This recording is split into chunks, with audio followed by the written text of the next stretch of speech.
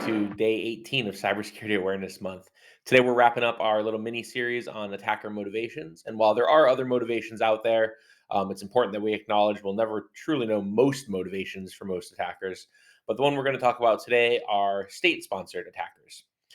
We hear a lot in the news about attacks coming out of countries like Russia or Iran or China. But when the news talks about these things or when we see it in the media, they don't often differentiate if they're talking about a geographic description. So, are the attackers physically in those locations? Or if they mean that the attacker is genuinely being um, supported and encouraged by that country, and if they're part of the military of that country, because both happen, but they're not the same thing. If an attacker is, born in Russia, or somebody lives in Russia and is attacking a U.S. entity or a bank or something like that, but they're a private citizen of Russia, it's much different than if the Russian military has a group of cyber attackers doing that. One of them is a private citizen doing something; the other is an act of war, generally. Cyber warfare is a domain of war. It's probably the most active currently, obviously. And there are real groups associated with every major military in the world, probably, including the US. So let's look at those a little bit. A common one that we see pop up pretty often right now is APT 28. They're well known, they've been around since the mid 2000s, probably, if not before. And it's generally agreed in the intelligence community that they're part of the Russian GRU intelligence agency. APT 29 is a counterpart as well. They're there and they're responsible for things like, or suspectedly, and most people agree, responsible for things like the SolarWinds attacks. Again, Russian intelligence affiliated and directed. So these kinds of organizations are not just private citizens living in Russia, they're organizations that are Russian affiliated and part of the military group. Um, Contrast that to a group like Conti, which we've talked about in the past, and they are Russian allied, but probably not directly affiliated with the Russian military. They are a for profit organization that is out to do ransomware, and they just happen to be Russian, versus groups like APT 28 and 29, groups like Sandworm, who are out there actively engaging in acts against other countries.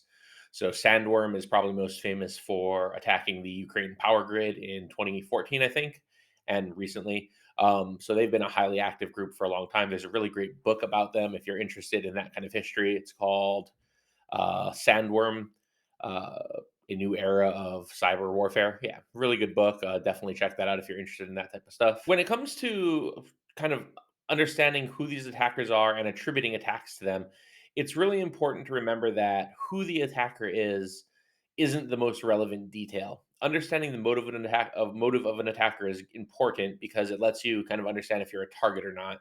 Understanding their general tactics, techniques, and procedures is important because it'll inform how you defend yourself.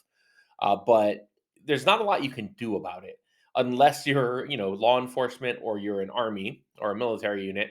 You're not really going to go and attack back at these organizations. So trying to figure out who did it is less important than how they did it for most of us. So focus on things like TTPs, using the MITRE framework and stuff like that, so you can understand how to build a defense. But pay attention to the groups because they'll inform what strategies the groups that might be targeting you will typically use and have seen success with.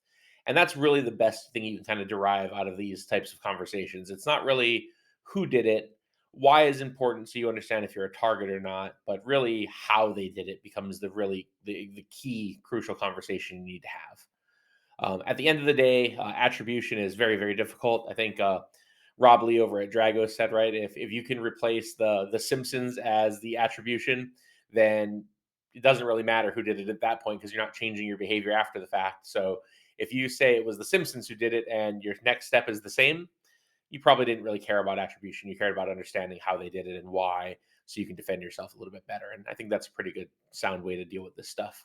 But anyway, check out the book. Sandworm is really good. If you're interested in cyber warfare as a whole, there's another book called Dark Territory. And then one of my favorites is Countdown to Zero Day, which is about Stuxnet and that whole era of cyber warfare. All very good from a learning the history kind of our trade craft and how the governments have evolved over time. So check them out. Enjoy day 18 of Cybersecurity Awareness Month and have a good day.